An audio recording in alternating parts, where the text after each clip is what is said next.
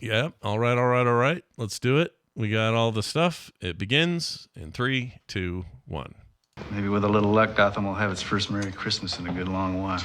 I feel almost vulgar in this Yuletide context mentioning the new power plant, but if we're gonna break ground when we gotta break ground, I'll need permits, variances, tax incentives, that sort of pesky nonsense.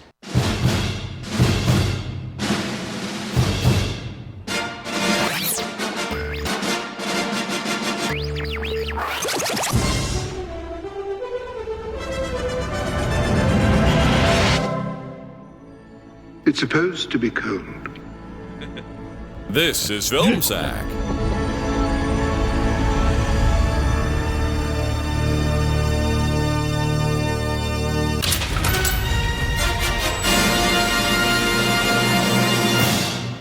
Oh, sure.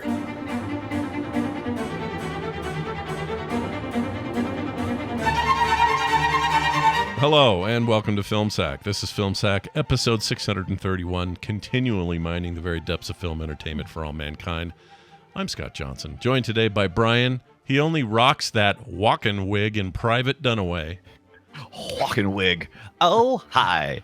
This week on Film Sack, we really upset the kids by making out under the mistletoe with the bat, the cat, and the funky Birdman when we returned to HBO Max for a little tongue action.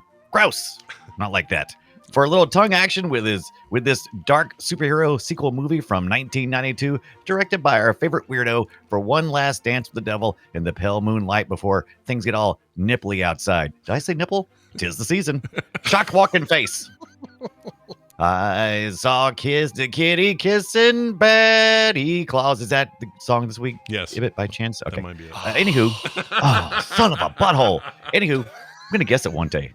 You guys are going to cheer my name when I do. Anywho, do you guys ever just plop down in your leather chair full of middle-aged rich man farts inside your mansion's cold-ass dark study, lit only by the moonlight while striking a Rodin's thinker pose and contemplate the loneliness of your existence and pray to the gods that the police chief commissioner will waddle his way over to the U signal and send blinding light through a series of mirrors that will leave your face with both shock and confused annoyance. Finally, glorious purpose. Oh, wrong comic. Same thread. To the sad cave. Randy, I think Pee-wee's big adventure here was that he diddled a penguin in the 50s. We miss you, Paul. I like the U signal. That just The like, U signal. Sometimes you say something and it strikes me so funny. I miss like the next minute of things you say because I'm laughing at that stuff. I know. He's very good at that. Nicely done. Also with us today, Randy, you flush it, he flaunts it, Jordan. Aloha, Scott. Brian. Thank you all for coming to this meeting in the most stereotypical boardroom that has ever been on the highest floor of a building that has a weird guy spinning on top of it. I'm one of the 4 most famous people in the city, so that means I'm guaranteed to be a villain. Although, for some reason, fans of this city have never heard of me, and I won't end up doing anything meaningful for the last 2/3 of our time together. Seriously, after I push this secretary out the window, you could completely remove me and everything kind of goes the same way anyway. You know why? Because nothing makes sense. How does feline resurrection magic work? Wait, you've never heard of feline resurrection magic? Neither have I. Neither has anyone ever. It's a wildly powerful piece of magic that cats can apparently do, and they happen to do it only once in the history of the world, and it happens to be used on a woman who was saved by the hero only a few hours ago. What a coincidence! Before you go, here are 3 rules for surviving Gotham. Number 1, it's always night in Gotham, so get a day job and you'll never have to work in your life. Number 2, if you see killer clowns, don't run. Join them. Act all silly and start beating up innocent people. Now you're a killer clown and your name is Blooples. Number 3, if you're literally about to have sex with someone and they're going to see you naked and you don't want them to, don't commit coitus interruptus. Just turn the lights off, you dummy. Number 3 is one to live by. I like that. That's so true. With us finally, Brian. I'll never forgive him for shoving all those stuffed animals down the garbage disposal ibit. Oh, poor disposal socked monkey. Yeah. All right, this one I'm going to dedicate to people who write in anonymous texts complaining about not doing these live anymore. Wow. Call back to last week. Flying through the muck with a bat wing on his tail. The penguin and his duck will soon be off to jail. A woman with a whip, a cat suit all in black. What fun it is to take this trip with the boys from the film sack. Oh, jingle bells, Oswald smells, Batman returns again. I'll keep this intro nice and short and save you all some pain. Whoa, cause someone bitched, I made the switch. I'm singing live, my friends. But have no fear, come next year I will pre-record again. How Oh my topical. I gosh. love it. I love the energy. Something about a live show that's and so it's- good. It's Oh my gosh. 9:25 a.m. on a Saturday morning, after which you did not get a good night's sleep. No, and I even drank lots of bourbon last night. Which might have attributed to why I didn't get a good night's sleep. That's awfully. It's possible those two No. things are connected. I figured alcohol would make you go to sleep more. Is that not true? No. Oh, God. made me go to sleep very well, but who knows? It could have been why I woke up. And it was a Hanukkah party with a lot of bourbon. I don't Oh, wow. understand that. It's I don't the either. worst sleep aid ever. Alcohol does not make you go to sleep. That's why bars are open all night. Yeah, that's Yeah, true, but that's I why guess. the patrons there at 3:00 in the morning have their head down on the bar top, and they're you can't sleep here. You have to go home. Yeah, that might have been my favorite one you've done in a while. I really like. Oh, that one. really? Yeah. It has such energy. I loved Because it. it's probably because it's only 53 seconds long. Well, right? I don't know about Right, that yeah. so much. It's like I think the ending is just it's a magical ending. It was like Oh, okay. pre-record again. Like I don't know. I didn't expect it. It was Who's really the- good. Who's the backing track there? Is it like It's Brian Harry- Setzer. Yeah. Oh, Brian Setzer. Right. It's the Brian Setzer Orchestra. Yeah, his his Jingle Bells is interesting because he goes Jingle Bells, jingle jingle, jingle all the way. He doesn't do Jingle Bells twice. Oh. And I was going to use the ending one because he slows down, and I could have done I will pre-record again, but he does a trucker gear change, and he goes up about half an octave, and I could not do it this You week. couldn't hang, could you? man. Nope. Nope. Nope. Mm-mm. Brian Nope. Setzer. Well, only one Brian could do it this week. Well, that's three Brians this that's week, right. though. Oh. That is. Um, true. I have that album, and it's all scratched up. It's a CD. It's upstairs, and it won't play. It skips. Oh, well, maybe you mean should that try to Christmas- Batman.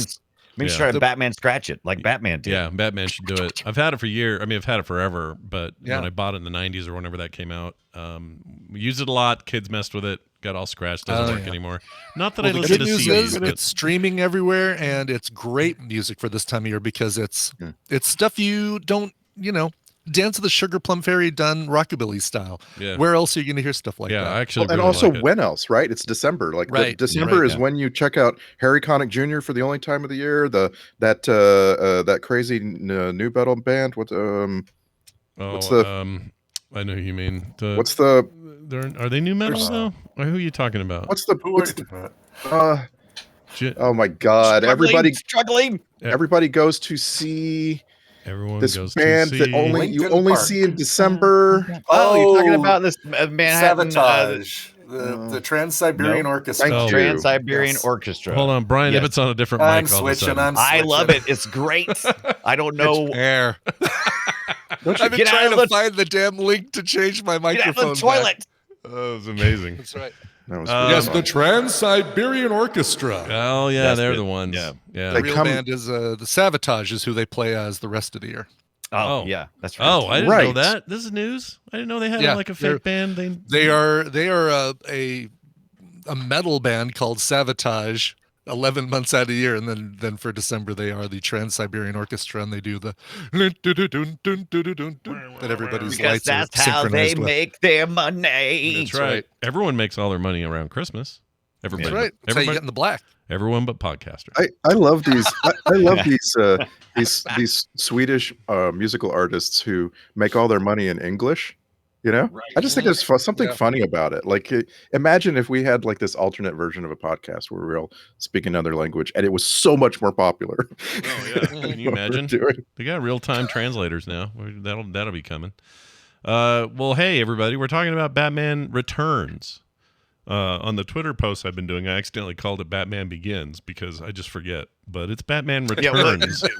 Well, if Danny Elfman had his way, it was going to be Batman Continues, I think, was the next one. Oh, really? Yeah, the weird titlings and stuff. So yeah. Danny Elfman would have been involved in Not naming, or Danny Tim Elfman. Burton? Did I say Tim Burton? I mean, I'd always flip the two. Oh, they would have been Because they're together. together all the time. Yeah, they're both kings of the weirdos, which is great. Yeah. Which is our people. There are people for sure. I wish I could say that a listener sent in a read this week, but they didn't. Nobody sent one in. Oh, wait, that's not. I sent you one to the Gmail from Kid London's husband again. Oh, again. Oh, I didn't see that. Yeah, my extra life. I Maybe didn't you see thought it that. was But last week. here's the good news. We got a banger out of Fake Fletcher today, and I cannot. oh, good. Oh, terrific. I cannot not use it, so I'm going to use it. All right. So here it is. Let's let this robot man explain. Batman returns! While Batman deals with a deformed man calling himself the Penguin, wreaking havoc across Gotham with the help of a cruel businessman. A female employee of the latter becomes the Catwoman with her own vendetta. Some serious DeVito in this shit. It's this thing at the beginning, which this is not. I did not add this. This right here. That's just in there. That's how it started. Oh. Yeah, I know. It's like from doing all of these over and over. It's almost like, I know they're new every time, but it feels like it's what you get when you make a photocopy of a photocopy of a photocopy. Yeah. And the edges of the paper have that dark gray, but it's not quite the thing that you're trying to photocopy. It's like So trying to. we don't think it's the AI screaming in pain. No. We don't think that. Okay. No, we hope not. We hope it isn't The that. person that this thing is evolving into, I really want to have a discussion with. No, you I don't. badly want to talk to the person that this thing is now. You just want to sit down and have a. I do, just to say, yeah. are you okay? That would Yeah. be Right. what yeah. Here's their answer. That's what they'd say again. Well, anyway, the good news is we did watch Batman Returns. Batman Returns. Yeah, it's I'd seen it in theaters and saw it a couple times after, and my memory was this was my favorite of the two Burtons. Oh my gosh. Yeah, that's what I thought. Of the two Burtons, I would, I'm not sure I'd argue with you. I think they're I think their flavors are too different. It's kind of like when I talk about the Sam Raimi Spider-Man, the earlier stuff, he kind of was reined in, but I still enjoyed them. And sometimes I like my weirdos reined in a little bit, but sometimes I like to see full reign. I like to just let them go nuts. And they let Tim Burton go nuts here. So yeah, Mhm. yeah, they let him have his thing. I think I still feel slightly in favor of Returns over the original, and I think it's because this one is freaking weird. Okay, I need someone to help me. This is the worst of the first four, right? Like the No. by Oh, the no. bottom, right? Oh my gosh. It is so I can see that because this is the most different of the first four. And therefore, if you don't like this vibe, you really don't like this vibe probably. But if you do, it may be your favorite. Maybe Where would like where would you put the first Batman in relation to the Schumacher? Yeah, well, like the first one's like this revelation, like, oh my god, they can do a Batman movie with live action Batman, and like, and like they actually seem to care about the about the source material of this movie. This movie is like it's written by a person who doesn't know the source material, like at Not all. only you are absolutely correct in that the writer who wrote this who hated the characters, hated everything about it, didn't want to do any of the comic stuff, just wanted to look at the characters. Let me throw a wrench into this early and say that I don't think the first movie cares much about the source material. Yeah, exactly. The Like Joker didn't the kill Joker his parents. Jack Nicholson's Joker is a fun Jack Nicholson performance, but it is nothing. It is so far gone from the character that it's almost like they could have just invented a new character that Jack Nicholson had to play. Right. Sure, but Right. we also seem to all agree that it really carries the movie. Like with anyone else in a basic Joker role, it's just not that great a film. But then this elevates that. I agree, but Michael Keaton, all of the whole mixture of people who came together for the Batman movie, the first one, we would have never guessed any of those people in any of those roles. Absolutely. And it just makes this unique stew that we didn't even know we wanted. Yeah, but I guess what I'm saying is that I don't think the first one has any hollowed ground when it comes to source material. When you have the Joker kill your parents in the alley, ultimately, that's some bullshit. That is a made up nothing. The other thing with him falling in the vat, the whole VAT thing was bullshit. Like all of that was hork. They did not follow the source material at all. I am fascinated by how you were complaining about the first one and not the second one. Well, Right that's now. what I'm saying. And- like the second one, I was prepared to go, okay, well, that first one definitely didn't really pay attention to the source material, so I'm now going to watch this with a more open mind. I remember feeling this way at the time, and we watched it, and I like this dirty, disgusting, freaking fish-eating bastard penguin living in the sewer. I like it. Yeah, I love the it's shot on stage. This doesn't exist. Tim Burton creates a world. That's what I love the most. And then secondarily, or maybe primarily, is Michelle Pfeiffer doing her Catwoman. That's just that she just blows it away. And the fact that we didn't get to have that, even though they were planning on that having her own spinoff. We got Halle Berry instead, but that wasn't necessarily her fault. But it was the best part. There's a lot of stuff that doesn't hold up. We'll talk about all that stuff, of course, today. But I feel like there's more that's right here than wrong, and I like this is the early superhero film, obviously, an early opportunity to say, can we fit 2 superheroes and 2 villains into a superhero movie or an anti-hero, I guess. Catwoman's not really a hero, but she's also not quite a villain. They had to rip Robin out of this too, because there was talks to include Robin, and they said, okay, that's just too much. Of course they did. Yeah. Of course. Yeah. Yes. Too much. That is too much. That's too many. Like this starts I think this starts the trend of too many villains, this movie. Yeah. Like would you get, when you get further into this, like the Spider-Man stuff that would come almost a decade later, or 8 years, whatever.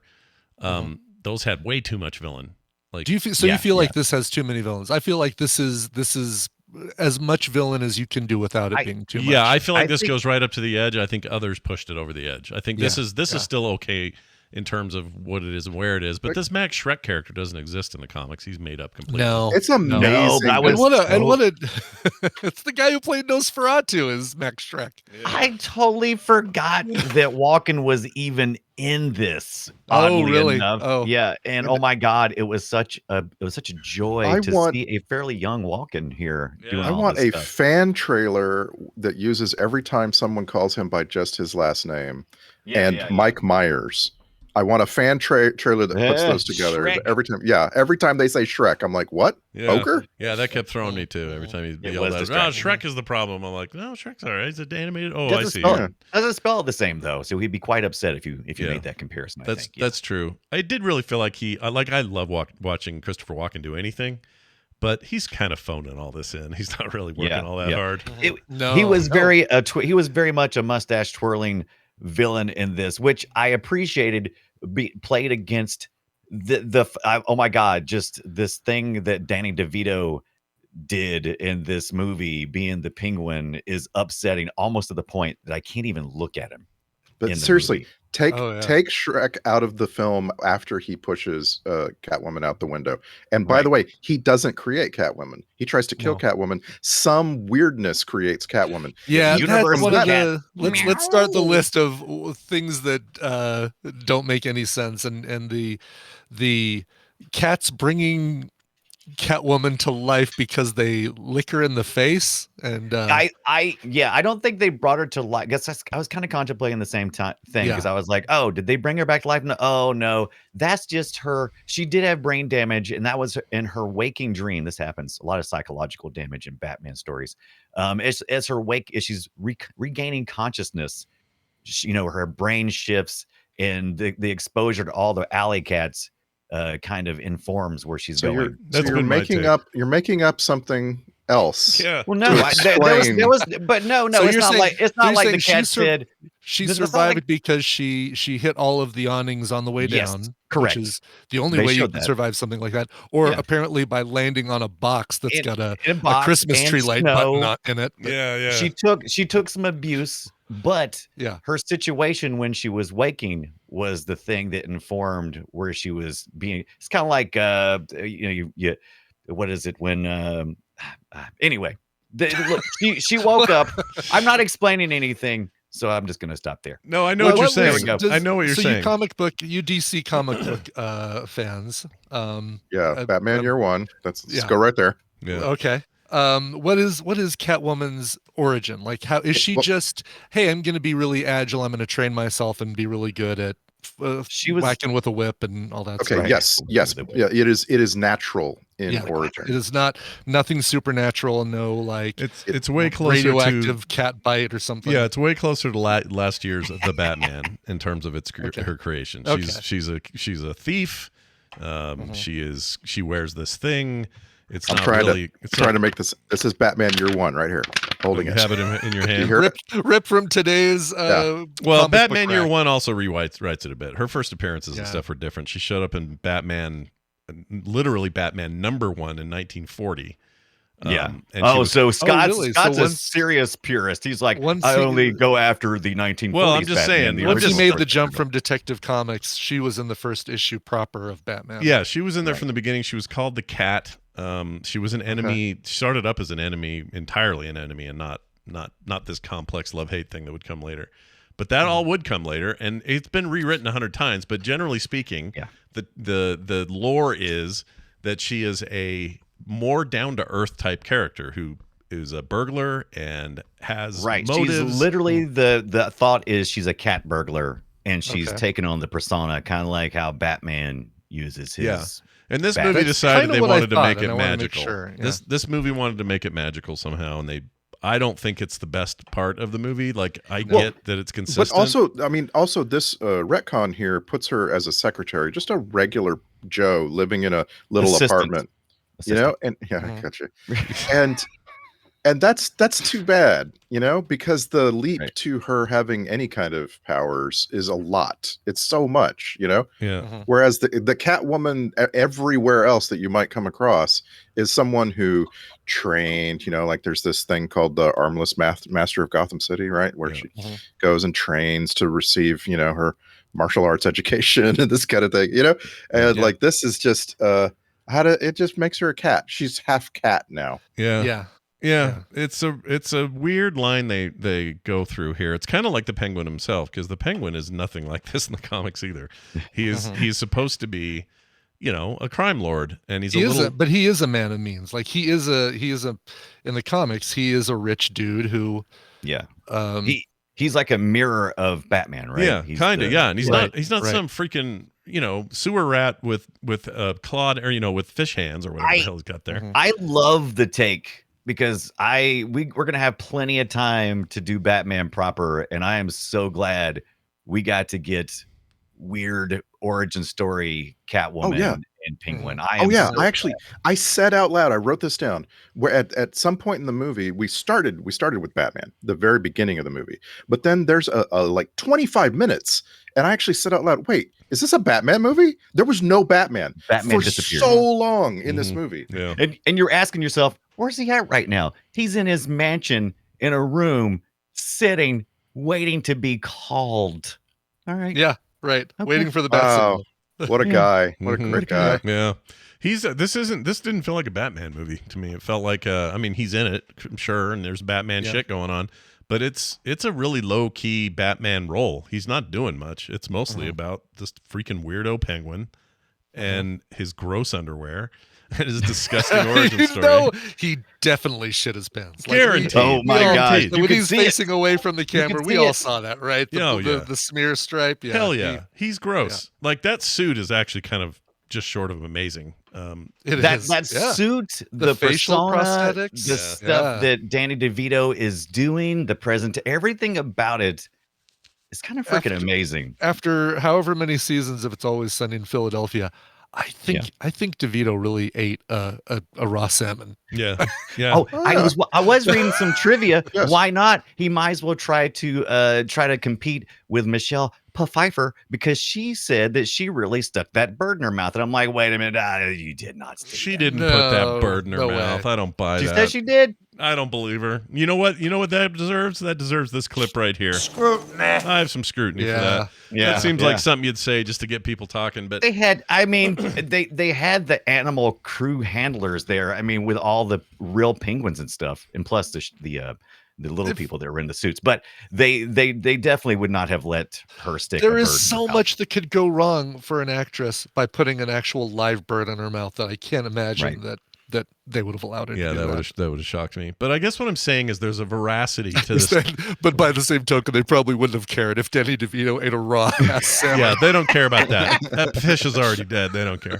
That's right. But there's fine. a veracity to the design of this penguin that I respect, and I cannot figure out why. Because normally it would piss me off that it was so different than the source material. That is a thing I get weird about, or I get picky about. Yeah.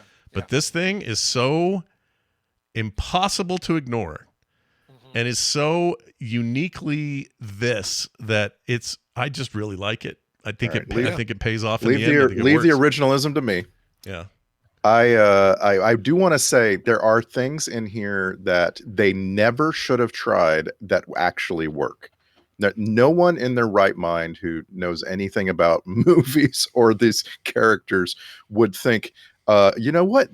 You wrote this death scene here where these penguin pallbearers show up, and like no one would look at that and say that's a good idea. It's a terrible idea, and Penguin's death scene is the best thing in the movie. It is great. So incredible. I'm moved. My heart warmed somehow by this nonsense. It is wow. Yeah, complete nonsense is the actual way of saying it. Like, that's the thing about this movie. I can't take any of it seriously, but I would watch this 5 times over the 2 Schumacher ones.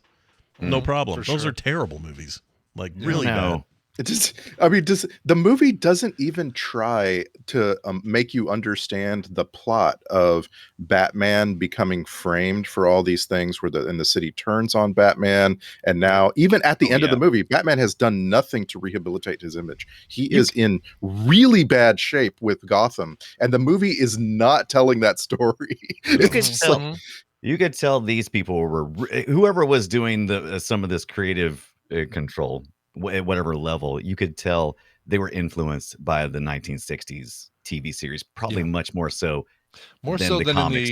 and more so even than in the first movie. This one feels like a lot more pulpy, comic-y than the first Tim Burton Batman. Yeah, anyway, you said something earlier I didn't want to forget about, so I'm glad you just said this. This whole thing felt like a single set on a stage somewhere. It didn't feel like a city. It didn't feel like a big expansive space. And I think that worked to its benefit because it's meant to be kind of claustrophobic. But compared to the first movie, this thing felt like it was in a room, you know? Yeah, it really does. And I kind of dug it. It's very much a Tim Burton kind of thing. You know, it's like, is this even a dream? Actually even say that during the movie, that maybe reason why Walken is there the whole time, Randy, is because it's his dream. He's was he like drugged out or something? I think the Penguin says, and he's knocked out, and he says it in such a serious way, and then he never reapproaches it. So I was like, oh, cool. There's the theory. Yeah, there's one of your fun theories. Sure. I wish that this movie, I wrote several notes on this line. I just wish it wasn't made by Tim Burton at all. Like this exact movie, if it hadn't been so whimsical, it was like whimsical by 10 times too much. I realize this is partially because Christopher Nolan sort of reset all our expectations, you know? Yeah. But like there, even the inception of Penguin story, you know, with the parents finding out that they have a monster and they go and only partially kill the baby. Like they have to kill the baby, obviously, but they only go partially kill the baby. It was such a fairy tale telling that I was not entertained by it. I was annoyed by all of the cloying music and the silly visuals, you know? Yeah, never go full Tim Burton is what you're probably thinking, which is right, because he does a much better job, like a lot of really unique creatives, when they have somebody to kind of rein them in. And they just let them go a little too far. But I, as a Tim Burton fan, and realizing this is a Tim Burton movie, I leaned into it and I was like, okay, this is not a Batman movie. We're watching the Penguin and the Catwoman story. Batman shows up, and he's kind of the cameo character. He's the side character. In a way, it's like Tim Burton. I don't know. He did this with the first movie in a lot of ways. It's like, here's Jack Nicholson just chewing scenery, so let's let him do it. You know, it was a little more Batman because you got to have your origin and everything. But I think that became the template moving forward. He was like, well, from now on, what we're going to do is we're going to put really interesting actors in the role of the villain. They're the star. And which, does harken back to the 60s TV show, because Adam West was fairly mellow compared to Burgess Meredith and the Penguin. Yeah, the OG Penguin. Oh my God, why am I drawing a blank on Julie Newmar? Julie Newmar. I was trying to think of the Joker actor, Cesar Romero. Cesar Romero. And the mustache. Yeah, and Frank Gorshin and all these characters, or all these actors who were much more over the top. And Tim Burton's probably looking at that saying, I'd like to carry that same thing through here. Let's, Michael Keaton's funny, but let's rein him in a little bit and let the wackiness come from really bombastic A little bit. villains. They didn't let him be funny at all in this one. I kind of, he took himself so serious, and I kind of like it. I don't know what it is about him taking himself serious, because usually comedians, when they take themselves serious, it just doesn't play well. But I think it worked because Bruce Wayne can do that. Bruce actor. Wayne can be very serious in very unserious situations, even in the serious comic takes. He has a chance to be a little bit more subdued, which contrasts him to the craziness that is Gotham City and his rogues gallery. But this to me is like, I think Brian's right. See, I used to think that Tim Burton changed everyone's perception of Batman. I used to think what he did was take us away from the 60s era thing and make us see something new. And I'm not so sure now anymore. I actually think he was just taking that and saying, let's blow it up. Let's make it huge. Let's make it loud. Let's make it a movie. And we're going to still make this place impossibly ridiculous, but it's going to have an edge to it. And it wasn't until Nolan that anybody took Batman seriously on screen. And that dark look at basically the 60s Batman with the circus gang, because we've seen the circus type gangs in those 60s series, no problem. But man, that dark take, it was good. At the same time, can we have a trope alert on theme gangs? You can always have a trope alert on theme gangs. Theme gangs. It's one of the great tropes of Film Sack that we keep watching movies that have theme gangs. And theme gangs are in reality, theme gangs are ridiculous, because if everybody who's doing crime in your town is wearing a red sash, they're like really easy to spot and capture, right? So this is one of those things where they got to be really good. These guys have to be amazing. They have to all get away with their crimes. And boy, do they, because they're circus people. They come flipping in, and they do, and they tumble a lot. And that makes them really hard to capture. I love that. They were going to originally, I went and read some history on this thing, and some of the original story was going to be, like the trapeze type people, so they could squeeze in a Robin, and so. Oh, really? Yeah. Which would make sense. It's a great way to bring them in as an origin, because when you got a whole gang full of clowns, it feels like, wait a minute, did the Joker have these guys in the first movie and they just said, we're looking for work? Any new supervillains need some clown henchmen? I like the mutant story, the sewer mutant story. They never acknowledge necessarily, the Penguin. He's basically a sewer liver who's underneath the city where there's sewer liver. He's under the city where where I guess the Penguins escaped and populated after the zoo shut down during the 50s. And so there's a lot of backstory in the background going on that's like, oh, okay. Yeah, but zoo is not circus. I know. That's why I was curious. Like, how did the circus people get there? I don't know. It was okay, good. I was wondering the same thing. Oh no, I had no connective tissue. I just like the fact that basically what they're saying is all these people slipped through the cracks of Gotham. And were basically ended up in the same place, were joined together by their discontent of the rich people who Batman is a part of. And so it shades all of this stuff of, who's really bad, are they bad because they have to be bad, or are they bad because, their situation? And so I like some of that subtext. They never really explored it any, but hey, gave me something to do. I want to hand it to Tim Burton on that score, because I was just complaining that this film is too whimsical, but you have to be extremely whimsical so that you can hand wave at all this stuff. So when things pop out, like why didn't no one see that huge wrapped package traveling through the streets of Gotham like a Trojan horse? Well, you just hand wave it away. Oh, whimsical. No one noticed because it's Christmas. It's Christmas time. And there's a pretty lady who's gonna light a tree. You can't see things. I really just didn't. I had totally forgotten most of this movie. I remember enjoying it back in the day, and I was kind of nervous about watching it because I haven't seen it probably since at least 10, 15 years. Well, it's easily been that for me. Easily, Yeah. Oh, for sure. I think And, I haven't seen it before we started Film Sack. I think it was probably 07 or 08. Maybe I saw it. Right. Ooh, wow. So that has been a while. So Yeah. yeah. But I was pleasantly surprised in ways that I did not think I would be. And so I'm gonna give this Brian's gonna go back and watch it again because every Christmas for a couple of years, I think, because it's a Christmas movie, right? Oh, yeah. It's a By Christmas the way, movie. I'd argue this is more of a Christmas movie than even Die Hard is, which I agree is a Christmas movie. I love how Scott backtracks. It does lets everybody know before you send the emails in. Well, I agree. I just want to make that clear because a It's a lot of Christmas people movie. argue that because it's an action movie, just happens to be set in Christmas. But Ibit has this idea that if they use Christmas implements in the movie, Right. then it makes it Christmas, and I agree.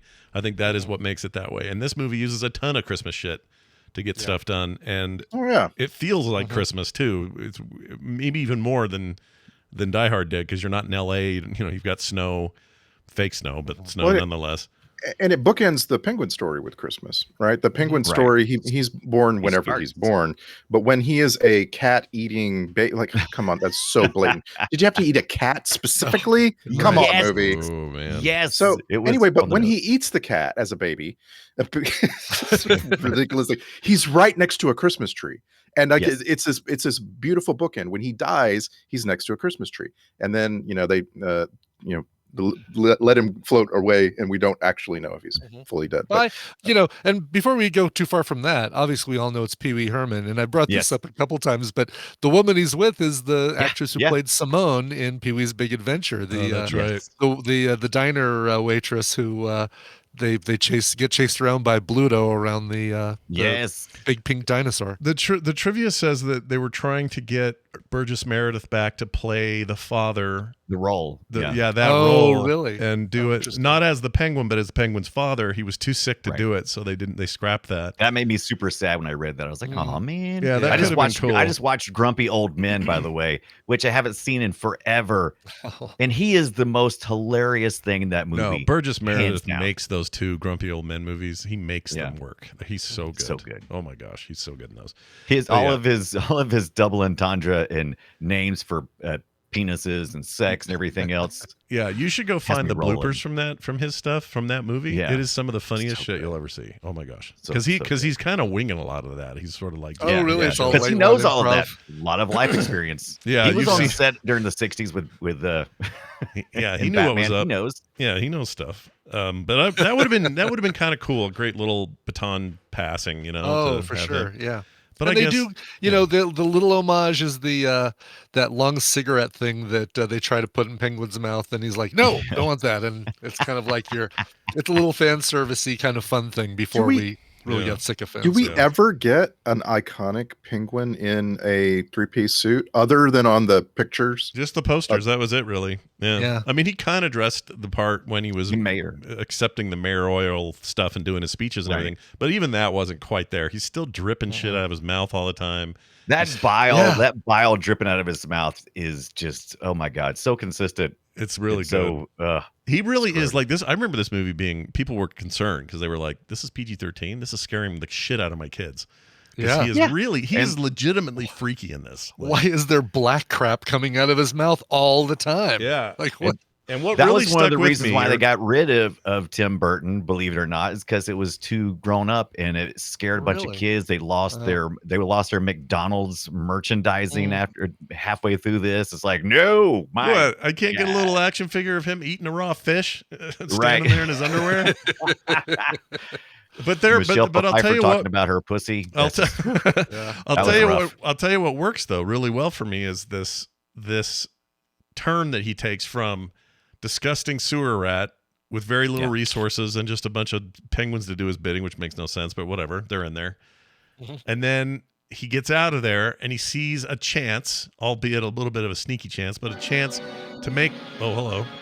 What was that? I heard somebody. That was actually me. Oh, hold on to because your I was butts. pulling the IMDb of Batman Returns. Oh, I played the trailer. I was like, I thought, well, dang, I thought I was the only one who could bring in backing Yeah, music. that's to weird. No. I just wanted a more dramatic moment for what Scott was. Well, you about to did a say. great job. Yeah. But this transition he makes from that disgusting creature to maybe a legitimate human doing human things, Yes. and then getting screwed over by the bat voice changer, and then having that meltdown. I don't know why that resonates with me so much, but there's something about that. Rejecting his humanity. The whole thing. This is definitely the Penguin movie, and just has Batman in it. 100%. 100%. It's fantastic. Yeah. Well, the hot wiring of Batman's car is a bridge too far for me. Okay. I will not allow that to stand in the movie. I don't understand also why it wasn't just something else. It could have just been something else, because Penguin remote controlling the thing in a fun car is hysterical. Yeah. It is the cutest, most entertaining thing. But for some reason, having all of these, I don't know, automotive experts that also happen to be henchmen. I thought it was, I was with you too. Doug Jones, by the way. Was that Doug Jones? No way. That was Doug Jones. Yeah, the tall clown that is the one who's actually like breaking into the car. Is you see him a little better. You see him a little better later on. Of course, it's him. Why? I don't even know why it didn't occur to me. No one's that tall and naturally like the way he is. You know. I'm with Randy though, but I was also. I can't think of a time in any Batman story, and I'm sure somebody will tell me when, that Batman's gadgets failed him. That is his failsafe, and no one can touch Batman's gadgets or stuff. And it felt like it felt like sacrilegious. No, what? You can't touch the Batmobile. Well, He's too smart. What did they do in Batman Begins? Didn't they do an EMP style thing and shut down all the shit? Well, that's a little different, yeah. But I mean, this is outsmarting Batman's technology, and that where did Penguin get those blueprints? Right. That they were using to be able to do that. Alfred. Yeah. There was a lot. Alfred's playing both. You think Alfred's playing both ends of the coin? Is that what you're saying? Yeah. Alfred's sick of that shit. Michael was a go. He's one of my favorite. Yeah, he's a great Alfred. Oh, he's wonderful. He's taking a bunch of crap from Michael Keaton Batman here, like between the cold soup complaining and then telling to rip up the RSVP and then going, no, wait, I think I will go. And he's got to tape it back. He's like, screw that stuff. I'm sending an email to the Penguin. Yeah, we got this. Yeah. It's pretty interesting. There's another one here. There's another little trivia point that I wanted to mention. Speaking of the sets and how kind of confined it felt. It says at least 50% of the Warner Brothers lot was taken up with Gotham City sets. Yeah. But I actually don't see that as like that seems small. That seems like a tiny portion. That's pretty big though. They've got whole streets and stuff around there. So that actually seems true. I mean, I know they have a lot of backlot stuff they can film in, but I don't know. It just seems the whole thing felt very claustrophobic by design. Yes. Not that I loved it. It wasn't a problem. It just felt like, ugh. And maybe that's why the Penguin's descent into final madness works for me so well, because it's happening in such a confined space, and I can forgive things like penguins with rocket launchers, you know? Yeah. I tried to find the absurdity in the Penguins marching to the center of Gotham with their rockets, and yet I couldn't help but find myself respecting what was going on. I don't know if it was the music that was carrying me through, the angle of the shots. I don't know what it was, but it felt. I had genuine tension. I'm like, how do I have genuine tension about some freaking penguins marching to the center of Gotham? And you're watching them on like a little Aliens, Dallas, get out of the, it's coming for you, Dallas. I loved her. Was that, who was the voice of the woman who was like saying, Poodle Lady? Penguins approaching center of town. Katrina, I believe she her got name around is. a lot. She had that dog that took the batarang out of the air. That's another thing too. You can't steal Batman's batarang. By the way, dumbest batarang ever. He has to program it first. He ain't got time for that. That sucked. Right.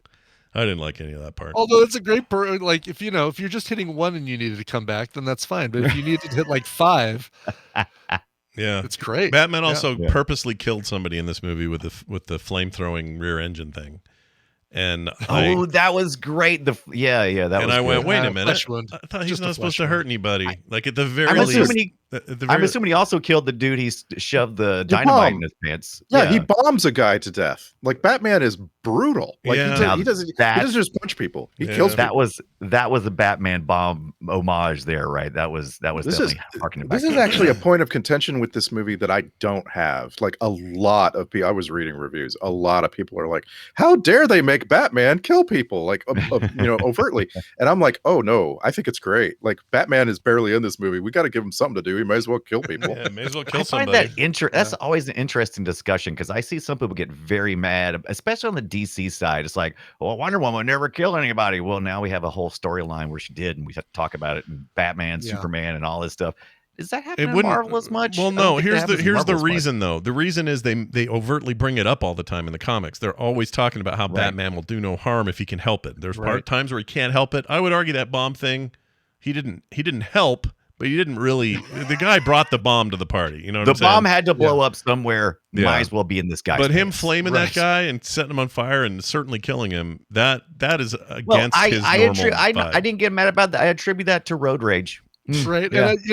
And you never know. Like the clown costumes might be fire retardant. He might have, just as soon as the Batmobile got away, he did a little stop, drop, and roll action, and it was fine. Sure, could have been the just Batmobile got away. Yeah, and the Batmobile got away.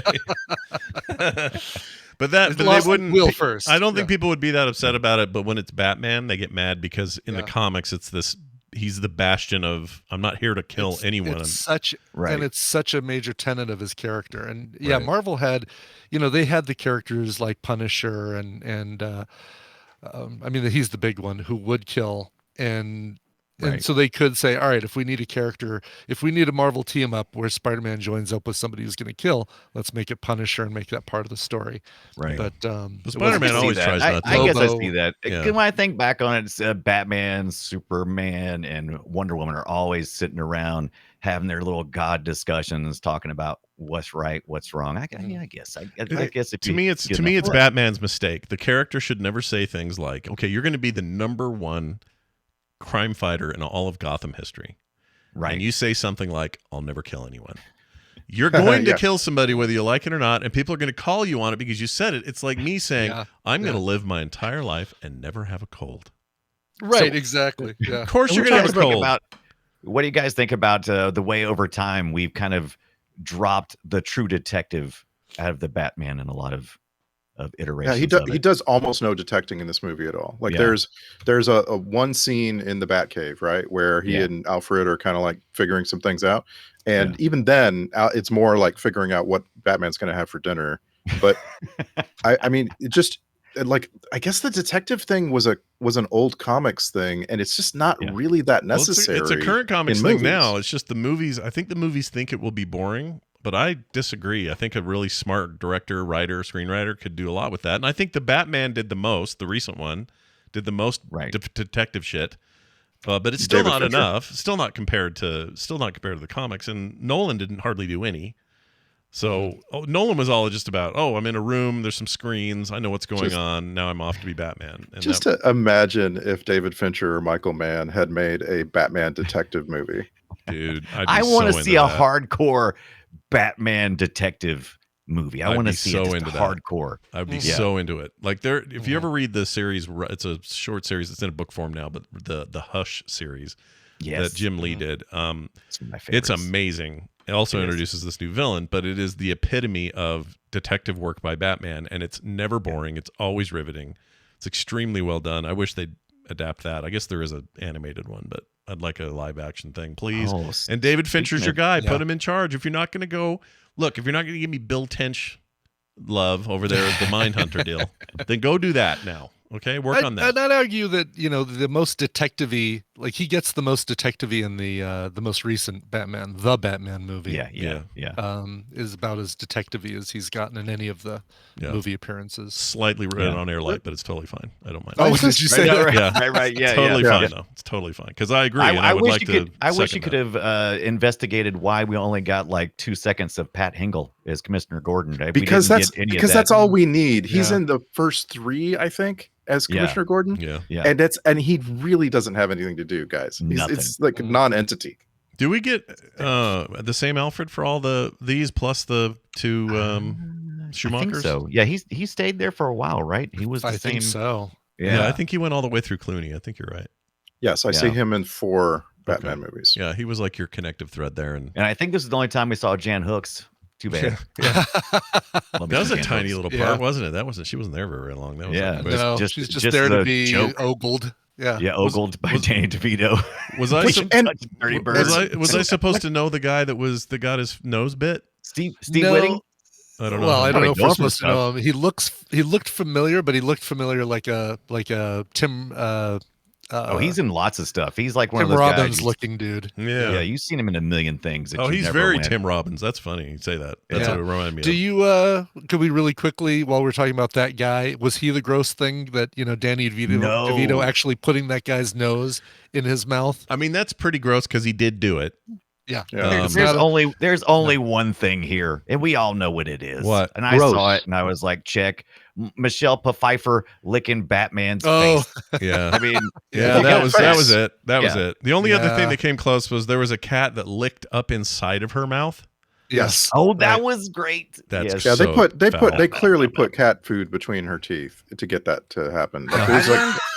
I learned Michelle Pfeiffer will do anything. Food. I imagine there's other things you could put that'll make a cat lick inside your mouth. Okay, all right, a piece of a hot dog or something. But I'm just saying, like leftover salmon from the Penguin. Oh, the cat going for cat food, not going for her tongue. Or Can you imagine though? Because cats are gross, man. They lick all sorts of shit all day. You don't want that in your mouth. It's the cleanest. It's like a dog's tongue. It's like the cleanest. That's bullshit. That's what they say. They say it's the cleanest part of the dog. They did. Who says that? Cat owner and lovers. Also, you know who also said it was the MythBusters did an entire episode on this, and Brian's right. They showed that dogs and pets had cleaner mouths than we do. But that is such bullshit. They have cleaner than humans. That doesn't mean anything. Humans have terrible mouth hygiene. Sure, but that doesn't mean it's clean. But when you're saying it's gross to, like, the cat should be saying, "Oh my god, I can't believe I have to put my tongue inside that human's gross mouth." Oh, I wasn't. Right. Well, yeah, I just said it was gross. I didn't say for who. Just gross. Good point. That's funny. Yeah, I don't know. I don't know why you let that happen on film sets. Whatever. She was in Mother. She freaked me out. Now I have a weird feeling about Michelle Pfeiffer. I think Michelle Pfeiffer would do what, from the interviews I read, especially about this movie, after she did this movie. I don't know if she was just being snarky or what, but man, she was just like, yeah, I'll do anything, basically. She was very good in this. I mean, I don't want to give her short shrift at all. I think given what the material is and what character you're supposed to, portray here, as much as I may have problems with how they do Catwoman, she's not the problem. She's great. Oh, she was great. She's great. And I like how literally and visually she gets more and more unraveled as the movie goes on. Yes. Yeah. And it's such a great costume choice to have the stitches busting and not have her do anything about it. It's great. How is this only our second Michelle Pfeiffer movie? 650 episodes. Hold on, let's guess. Because she does much better stuff. Wait, can we guess what it is? We didn't do Scarface. What else did we see? You absolutely can guess. I'm sure you can guess which one it is. Oh my gosh, somebody guess. Married to the Mob. We didn't do. We watched something that wasn't like some kind of weird horror kind of thing that we watched. Were in it? I don't know. I cannot. It was like a thriller kind of thing. It wasn't necessarily horror. It was like a thriller. What was it? This is gonna bug me, Randy. What is it? It's Lady Hawk. Oh shit, Lady Hawk. I wasn't even close. I would have forgotten that when you said Rutger Hauer as well. I would have forgotten he was in it. So yeah, fair enough. I forgot everybody was in Lady Hawk. To be honest. Yeah, I forgot we did Lady Hawk. But she is in Lady. That was early for her too. I think maybe even that would have been post Scarface. I think like 80s. While we're on connections, this is our fourth Tim Burton movie. It's I'm sure we have more in the future, but the co-producer Tim Burton is the producer, the guy who produced the movie, but he's got a co-producer, and this guy is all over Film Sack. His name is Larry J. Franco. Larry J. Franco produced 2012 and Big Trouble in Little China and Escape from New York and Prince of Darkness and They Live. Wow. I think the writer did Heather's, right? So I mean, we got all kinds of film sackery in here, right?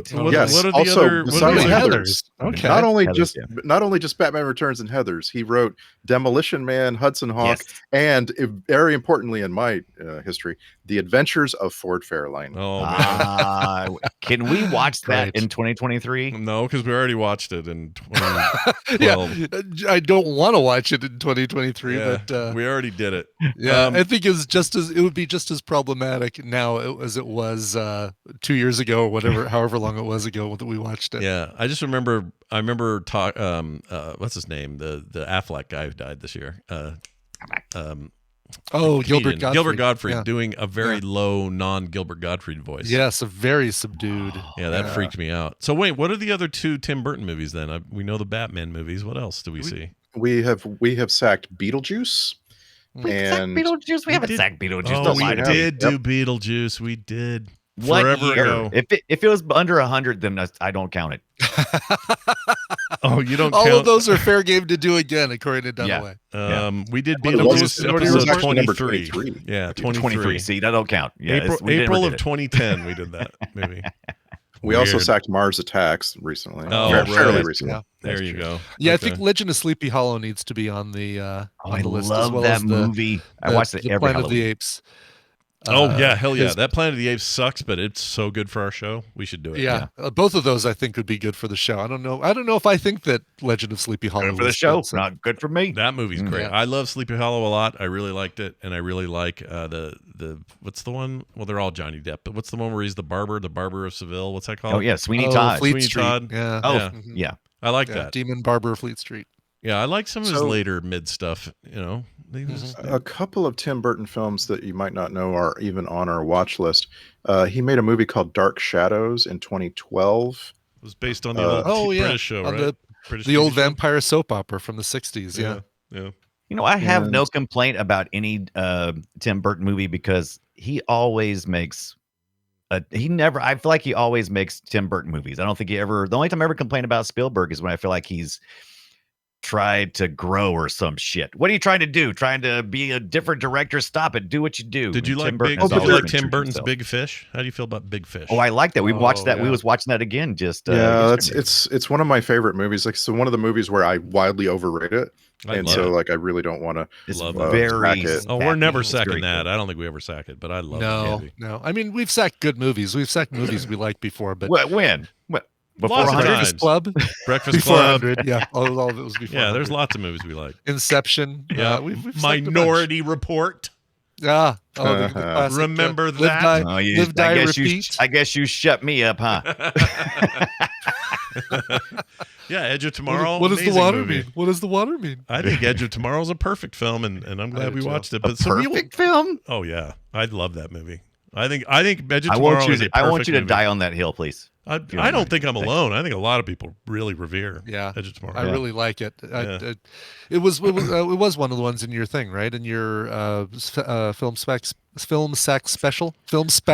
Yes, Film I think swag. that was I think it was. I think it was I too. did a special for the patrons. It was the perfect movie, right? Yes, it was 5 perfect movies, if I remember Yeah, correctly. 5. I Back think to that the was in there. Future, Raiders of the Lost Ark. Mad Max Fury Road. What? That Always a- that Yeah. Always and Scott says this outright. Like it's always you're taking a big risk telling someone that you think something's perfect because it's likely they won't. And then And you'll get even if bullshit they're like from me. even if they consider it close to perfect, you're going to remind them of the flaws that they see. Yeah, you of know? course. Mhm. There's Sure. no such thing as a list that is everyone's perfect a movie that's perfect for everyone. Yeah, Right. I don't think that That's a good exists. way to call it. Perfect for everyone versus. Yeah, perfect. that. And if you ask me that question, I don't have an answer. I don't know anything that's perfect for everyone. I mean, what is there a movie that I can say universally? Like even the ones Fox that are and the considered Hound. The Fox and the Hound. My least favorite Disney movie. Yes, perfect for everyone. I don't know why that came to my mind. I don't but either. For some reason. Do you love The Fox and the Hound? Are you into it? No, I don't even like it that much. But for some reason, it was just like that was the movie. My brain went, Brian, say this, and I was like, no, that's dumb. And I was like, say it anyway. It's like, okay, Your I'm brain's saying great. Your brain's awesome. Keep your brain. Yeah, going. your brain does that all the time, and we love it. I love your brain.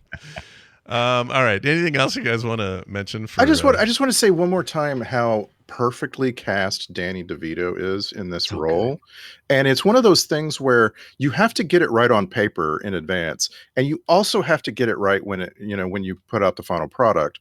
And you might think that's really easy, right? Jim Carrey is the perfect Riddler. You don't, like you still have to pull that off, right? Yeah. Even if it's great on paper. Sounds good on paper, not always great on screen. They talked about Robin Williams playing in one other person. There was guy Rob Williams as Riddler, and there was somebody else I was looking at for the Penguin, but I think Danny DeVito was. There could be no better. I just don't know why. Danny DeVito's perfect, and none of the other people you mentioned were perfect for that. And what's really funny about it is this Penguin, I think uniquely, I'm not sure if that's true because I haven't read all the books, but I think this Penguin is uniquely horny, like very horny. Yeah, he's very horny. I think that is a very unique thing. Like, did you guys see the Batman TV series with the Penguin in that? What was that called? Oh, Gotham? Gotham. Yeah, Gotham. Yeah. Oh my God. That guy, guy I does think all good. the casting, I think the Riddler casting was great in that one as well. Yeah. I can't remember either the names of the actors. I know the actor who played Penguin actually had Robin as one of his names, but I can't remember the rest of it. But no, that I think that show had great casting, and the only thing that bothered me was them trying to shoehorn a young Bruce Wayne into this early crime fighting Yeah, I didn't situation. need that. Yeah, I that didn't was know weird. I also just think they should just straight up make a Gotham Central TV show, which is a comic series that was so good and had so little to do with Batman. It was really just a crime procedural, but it was done in the city where That's perfect. Mr. Freeze shows Inject your up. And shit. detective work there. Yeah, Absolutely. it was awesome. I mean, Batman would And show NoHo up. but it Hank was rare. the perfect Dr. Zaz. Yep. Oh yeah, dude. Oh my gosh. I love that guy. He's so great. Do things forever. Ted, because this movie is longer than it needs to be, and we'll talk some more about that next week. This is a movie that felt like an extended director's cut at theatrical release, right? Yeah, like a little there's bit. just this thing like really got a lot of exposition, a lot of character development where maybe you didn't need it. Yeah. But because of this movie being so long like that, I had lots of time to wonder about alternate versions. And something that just kept crossing my mind is, what if instead of Penguin only really being confronted by Batman, what if the whole Justice League was in town? Oh yeah. Because like Penguin is made out to be so resourceful. Like the resources that Penguin can draw on are so much greater than Batman somehow, Right.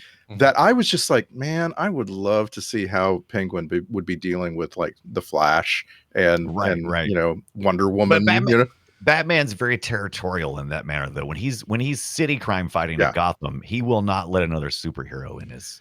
Yeah, he'll do it. Occasionally it'll happen, but he's not happy about it ever. No, he doesn't care Not for happy. it. No, get out. This is my city. Especially when it's Clark. He doesn't like having Clark around. Pisses him You off. don't know that butthole. Yeah. He If you thinks think he's so good. He thinks his Krypton don't smell. If you think about it, in this movie, Penguin essentially defeats Batman. Like, only the ridiculousness of having put the remote control within arm's reach if you punch through the floor of your car, only that is what saves Batman from from Penguin absolutely defeating him. And I just got to thinking, like, what would Penguin do against Green Lantern? Right, It'd be right. really interesting. Yeah, I'd watch that. I feel like he'd just fart and run. I don't think he has much to go on. Like Batman would look really bad because all of the other superheroes would just destroy the Penguin in seconds. The Penguin is basically a crime boss. So that's where he gets his strength, right? He just waddles around, barks orders, and he comes up with a plan, and he pops people out. So they portray perfectly in this film. So I like that. Yeah, he'd make a good mayor too. Which we almost saw. He's basically he tried. Yeah, he's basically the mayor. He's everyone's mayor. We just don't know it. Until he played this town like a harp. Yep. I didn't like that.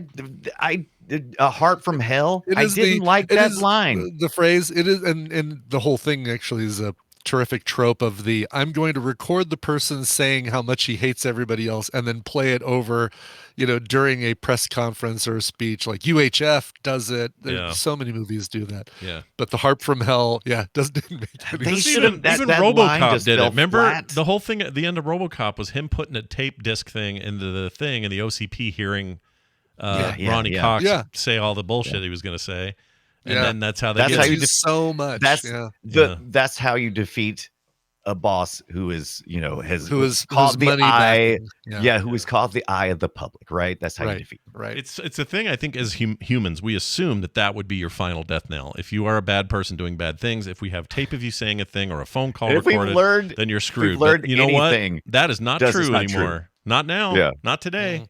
I think it used to be. It used to be one sniff of a scandal that in a film. That's what we played different. It used to be one sniff of a scandal and somebody was out. That doesn't happen. Right? Now. Exactly. No. Now they'll say it during their press conferences. Yeah, they'll embrace it.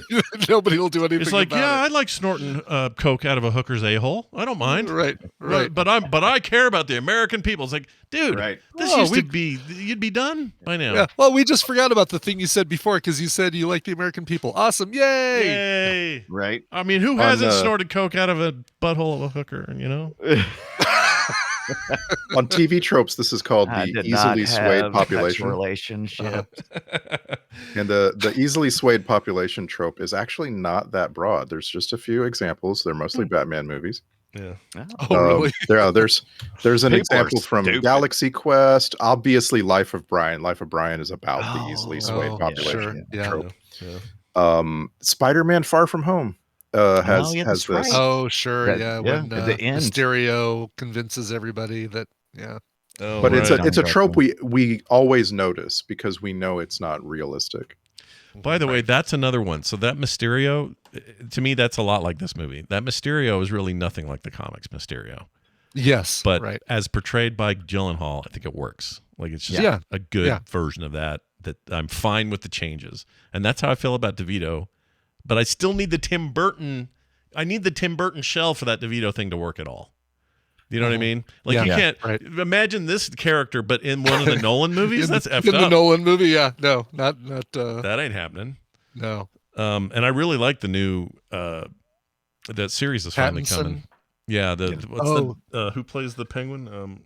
Colin Farrell's thing with all the makeup. Right. God, yeah, the makeup job on Colin Farrell to make him look like that, absolutely amazing. Yeah, and that's more like the comics where he's a mob boss, and so I'm kind of down for when that series hits. I want to see how that goes. Yeah. Which I think is next year. But anyway. Oh, can I put scrutiny on one more thing? Always put scrutiny on things. If a man rose from the sewers and everybody was getting to know him, the government probably first day doesn't let him look through the birth certificates. Probably not. Probably not. Yeah. And that was the whole conceit, right? At least not without some supervision, right? Yeah, that was the whole conceit. It was that he had captured the hearts of the people, and that's how he was able to manipulate them into going, we'll show you all the firstborns. And now you know all the firstborns, and you can execute your plan to murder everybody. Yep.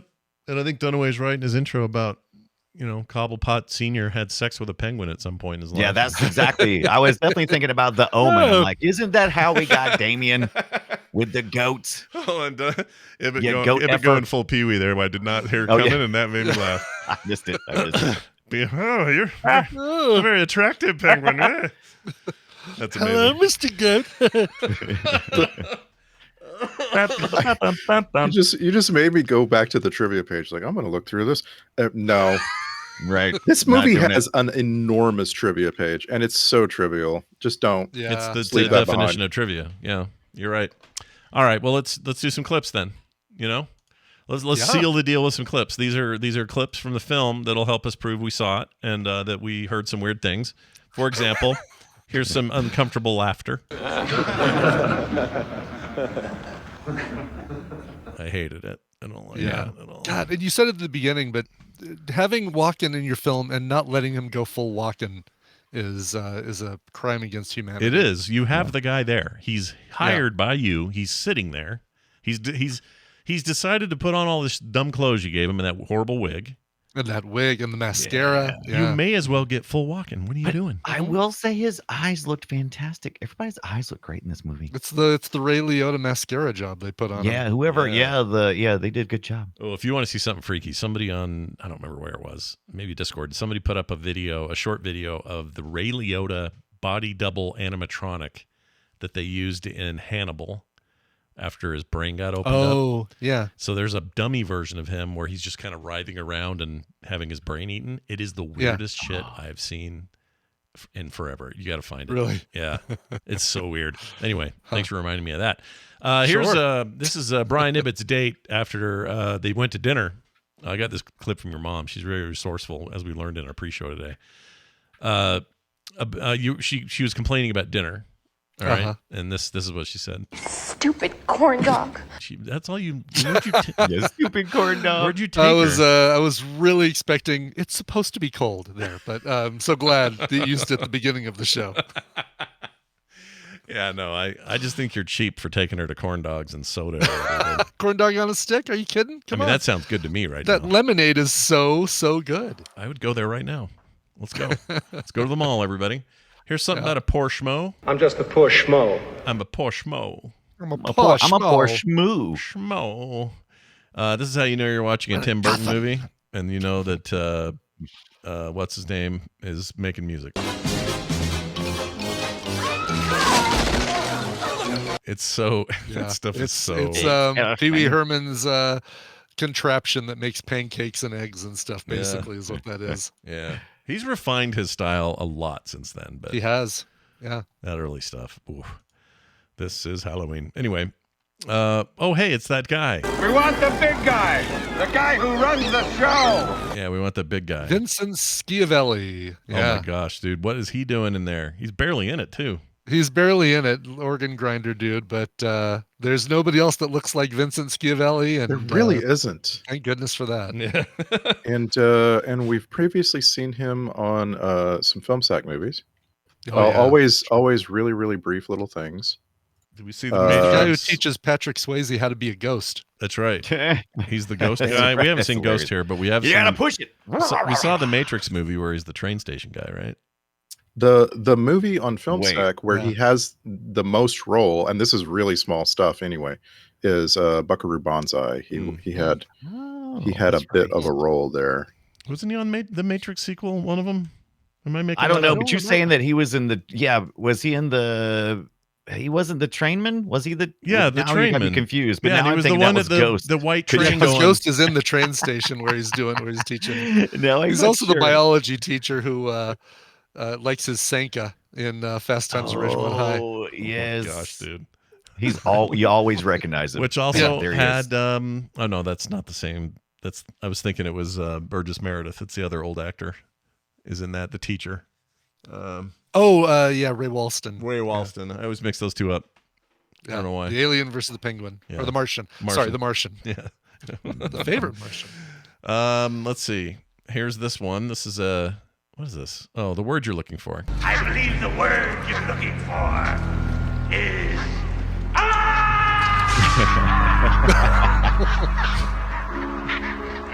I like that stuff. No one could deliver that except Danny DeVito. Yeah. I don't know why, but yeah. Yeah, he's perfect for it. Here's something about monsters. You're a well-respected monster, and I am, to date, not. To date, not is my new go-to phrase at the end of any sentence. Yeah, if someone says to you, "Hey, Brian, did you take out the trash yet?" You go, "To date, not." Yeah, such like you hear the commas in his delivery of that. Yeah. Really according to the trivia, Danny DeVito refused to use stand-ins for like the stunts, the harder things, like where he Who's gets. Gonna stand? Were they gonna put an emperor penguin in there? Yeah. Right. I do like how the emperor penguins had to be guys in penguin suits, and you like don't really think about their size difference to him when they're doing that. Like you said, the Paul Bearer scene earlier. Yeah. Some of that stuff is rough. So when Penguin takes a tomato to the face, that was Danny DeVito, man. He took it. Oh yeah. I was so proud when that was happening. I was writing notes. I'm like, who brings lettuce and tomato? And then he said it, and then he says it. Yeah. It was a lot. And he was beloved at that point. Like they were coming to cheer him. So who brings, it was like, oh, we're gonna go hear the new mayor talk. You know what? I'm gonna bring some vegetables just in case things go south. Bring that bag of produce that we keep around just for. It was so ridiculous. Exactly. I was so happy. I'm like, oh, I can make fun of the movie. Then it made fun of itself and just took it all out. Yeah, took it away from you. Yeah. It took its power back. I like the term bum rap, and so thankfully we got one of those. Frankly, I feel it's a bum rap. It's a bum rap.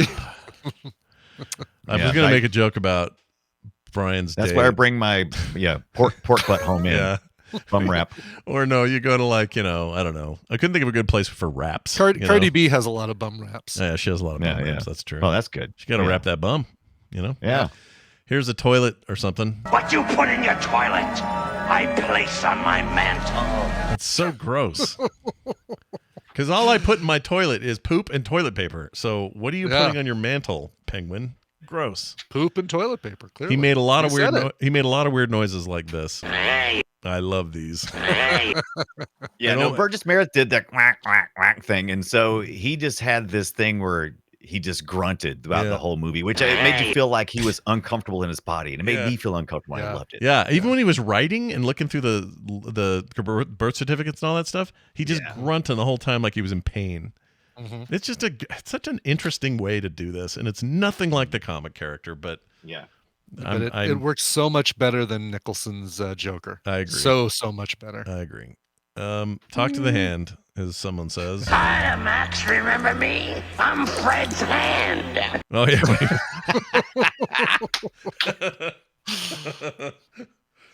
That made me laugh when he did that.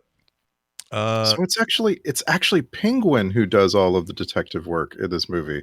Yeah, for some reason, Penguin, because he finds all the stuff. He is the true detective, Penguin. Who brought up Dunaway? Was it your intro? You brought up the specially placed mirror so the bat signal would come and hit him in the face. Yeah. Oh yeah. Was that just because he's distracted sometimes and not looking outside? Like that was a weird thing. I have no idea. He's doing his Rodin thinker there, and I'm like, what's going on right now? And how does it even work? Because it went to the sky, and then what the reflects mirror it from the sky? What? Yeah, into his living something's room. funky about that. Yeah, it's just so we can get the Michael Keaton pose standing in front of the bat signal when that's all it was. Yeah, which was kind of cool, I guess. Heavy-handed. Let's see, hideous penguin man. The hideous penguin man. It's a hideous penguin man. Hideous penguin man. Hideous penguin man. That's what we need. There you go. Darn it! I should have thought of that for my intro. Here's that part of the soup. It's supposed to be cold. Oh, I found a part that I think it's got to be your favorite moment, Brian. I can't imagine this isn't your favorite, so I'm going to play it and we'll see if I'm right. Here you go. Oh, soup eating. Yeah, I didn't understand. Like he barely touches the spoon to his lips, but then he like acts like he's eating it for a whole minute afterwards. Yeah, and then spits a big. Oh, that was so disgusting. No one eats soup like he did. My misophonia was on full alert. Yeah. Yep, you're not wrong. All right, here's him finding his new name. Oswald Cobblepot. Yeah, not an improvement, Penguin. It's not an improvement. Cobblepot. Yeah. Here's some Catwoman shit I didn't like. I am Catwoman. Hear me roar. Stop. I'm sure you've also got meow. I might have that. Meow. Yeah, I might have blocked it out because I hate that stuff. I know. And I don't blame her because she's fine. It's just you give her she's lines. just She has what to she was deliver 'em. given, right? Yeah. Better fish to fry. I got better fish to fry. That sounds Better. better I got better fish to fry. To fry. You got butterfish. What? The guy that was with him that was his son. He tried to fake that voice, and I kind of appreciappreciated that. He was trying to sound. It wasn't bad. He did what he had to do. Yeah, he got it done. What was his name? I can't remember. Polly. Bobby. I don't remember. It was something nondescript, like pointless. He's kind of he's sort of a chick in the bucket, I think. At the end of the thing. Yeah, well, he didn't get taken. Instead, he got that whole story fell apart. It's like, we're taking all the firstborns, and it's like, no, Batman's going to stop you. You're not even going to get to take that kid. You're just going to have. All right, now we're just going to take any kid. You're take anybody. He's like, oh, you can't take a kid. You have to take the old man. Well, he's someone's kid. And then, Jan Hooks for her brief moment. What I'd like to do first is to put these little glove thingies on you. Our research tells us that voters like fingers. What is he's making that horrible grunt? Him doing all that grunting is amazing. I think he's literally humping her leg. Yeah, felt like it. Yeah. I mean, then he said this. He said I thought this was a little far. I don't know if you say this today, but here's what he said. I'd like to fill her void. Good Lord. Yeah. I think you can get away with that. That's not so bad. That is not even subtle. Like, it's not even. Yeah, it's not even something you can say. No, I wasn't talking about anything. Yeah, there's no euphemism here. I meant the void in her life. That's it. Yeah. Here's Danny DeVito sound medley. Enjoy. All right. Those were repeated, obviously, but anyway, pretty good. I enjoyed it. I hate this sound. Yeah. God. So I thought I would share it with anyone else. Well, we're gonna need a bigger boat. Is that her sliding down, like trying to grip it with her claws as she's sliding down the metal? I don't think it's top? that. I think it's when she was looking at something in a mirror. Oh, okay. Wasn't there a scene where when she was destroying everything in her house that's good? Might have been that. Maybe. Yeah. Right. But yeah, did the, I know it became hell here and became a really funny neon change. Yeah, what was the neon change? What was it? Well, it was hello there at the beginning, but it was written in a way that just didn't seem right for her was character. it hell no? What was the hello there? Hello there, and then she got rid of the O and the T to make it hell here. Hell here. Did they show that? Because I kept watching for it. And I they did. It was dumb. Yeah, like it felt like but it just didn't feel like the character before she became Catwoman would have this weirdly weirdly demonic looking hello there in neon on her wall. Yeah, right above her bed. I don't know. Yeah. That's where the void is, I guess. I don't know what's going on there. That whole scene where she goes home and you see her home, it didn't fit the character. But then when she becomes a cat and knocks stuff off the table, it really fit the character. Yeah. It did seem like a cat lady house, but she had no cats. Right? She had the one cat. Oh, she had one cat. She had the one cat. Yeah. And Tim Burton was the boyfriend that ghosts her over the answering machine. That's right. Oh, that was his voice? I didn't know that. That was his voice, yeah. Once again, answering machines didn't work like that. I just want the younger generation to know. Yes, exactly. Since you guys listen to all your messages or none of them. Yeah, you 20 or unders, you're never going to have one of these, ever. So you think this is real? It's not real the way they did it. Doesn't work and that it way. doesn't rewind between each message that you listen to. No. Yeah, that was some horse shit. Here's a Wilhelm scream. A big obvious one. Jeez. Yeah, I was like, oh, really? That was the bomb guy. That was the bomb dude going down. Oh, yeah. Now that I actually will allow it. Then in that case, if someone sticks a bomb in my pants, I may you may make the Wilhelm scream. Yeah, it's the one in Ridley Scott's Napoleon that really took me out of the film. Right. Yeah. Was there one in Napoleon? Tell me if there was. Right. Oh my gosh, I would love that for some reason. Given all the controversy around it, it'd be perfect to have that. Yeah. All right. Get over it. Here's another moment of well, you couldn't do it today so much, but here it is. Just the pussy I've been looking for. Yeah, Jeez. there it is. Jeez, Tim Burton, what are you doing? Was he with like I said, there's a reason why this was his last one. They were very upset with him. Very upset indeed. Hard to sell a Happy Meal with that. Right? Yeah. Oh my God! But you want the penguin toy in his undies. You want that. No. You'd want it in his undies. Like in a suit, not in his undies. I want him in those nasty freaking long underwear. I would keep that on a shelf. Oh God, I know. Somebody has to have made that. Like a doll or a plushie. But how would you put it on the shelf? You can't touch it. I mean, ugh. I know, right? It'd have to be like a McFarlane Toys thing, super hyper realistic and all that. That's how you do it. And then you pull a string and he goes. Love it. I do want the put a coin in it horsey machine that turned into the Batmobile remote control device. Yeah, that would be great. That would be a great action so amazing. Figure. That was really great. And they constructed it big enough for for Danny DeVito in his costume. Like there's no way that they just went and got one and kind of painted over modified it. So do you think Stan Winston? You think Stan Winston did that? Yes. He was doing all the effects and stuff. I wonder if he actually built that part of it. That's probably did, or his team did. He's an all-timer, Team man. Winston. What's he doing now? The Winston team still does stuff, I think. I think they're still busy doing practical effects. He's got to be like 120 by now, though, right? He's probably in his 60s, 70s, maybe. Okay. I'm probably totally wrong. I just feel like he's such a legend. He's been around forever. He just feels like that to me. I could be totally wrong. Tell you it's probably my age. Stan Winston is 77? 62 years old. According to his Wikipedia He's a lot page. younger than I thought. See, Really? he's so big. He feels like he's been here forever. But wow, I'm looking at. I'm sorry, Stan Winston is dead. I'm looking. The one I'm looking at. Oh well, what's this one? Oh no, the one I'm looking at is the makeups guy, and he was born in 46, so he's 62. That's the guy. Okay. It's not that old. I'm sorry, that is not correct. That's not math. At 62. But he died at 62, so he will forever be 62. Oh, he died at. I'm sorry, you're right. Oh, that's sad. I don't want him to be dead. I'd like him to be alive. When did that happen? Oh wait, geez, I missed all that. Yeah. Well, I wasn't really. I think in 2008, I probably wasn't as big of a Stan Winston fan as I eventually became, because I don't think I recognized his work or his face until later on. Like, oh, he's appears in a lot of freaking stuff. There he is. Oh, he had it looks like some kind of skin Did he cancer. get run over by a Batmobile? No, it was a skin cancer thing. Oh, shit, 7 that's years sad. fighting that off, and it kept coming back. That's a bummer. I hate that. All right. A legend, and also rest in peace. Let's also now do this clip. This is they're making a plan. I want in. Yeah, I want into your plan. That sounded like the young Forrest Gump when the guy came out after describing what his mom was doing in the other room. Yeah. Oh, yeah, with the principal or whatever that was. Yeah. Right. Oh my gosh, that kid.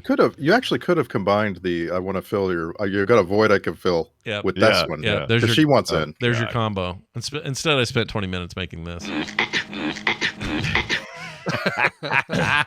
Here's an angry penguin acting, which really, I don't know, this is the turning point, and I like it. Batman.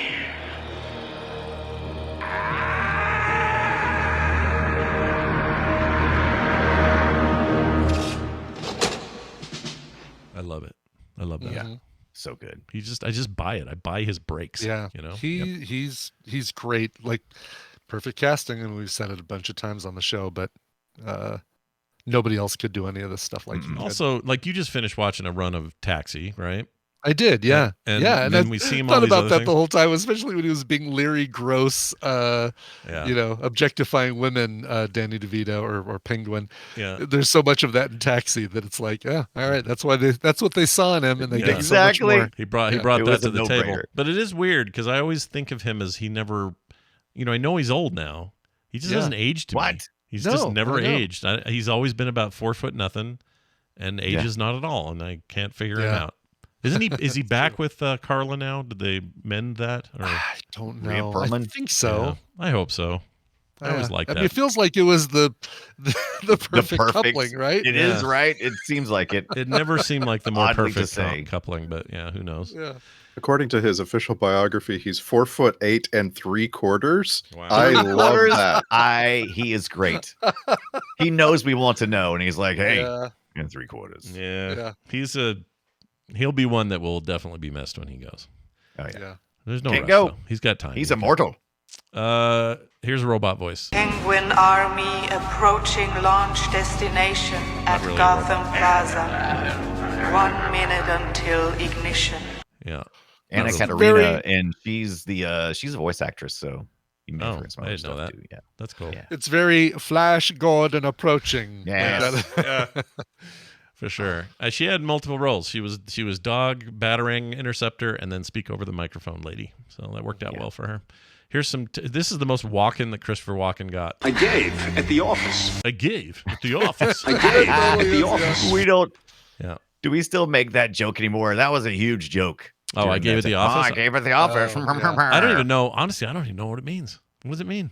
I mean, I get the idea. I I don't have to give anything to you because I already did. Yeah, I get that was a part. But running what's joke. the office part? Like, Well, that's what people would say. That's what people started saying, so they wouldn't be annoyed by people. But what would they refer gave to? Charity, or my office had a charity thing. I gave at the office. Okay, that's the origin. It's kind of like the are you working hard or hardly working? It kind of made its way from real life into movies to kind of be this joke. Yeah, running gag. It's just weird. What would you say now? Oh, I Venmo'd the guy at Burger King. Right, exactly. Yeah. Something like that. I don't know. Yeah. It's weird how things change. We have one final clip. This is Why Are You Dressed Up Like Batman? Why are you dressed up like Batman? That's also very Christopher Walken. I love when Christopher.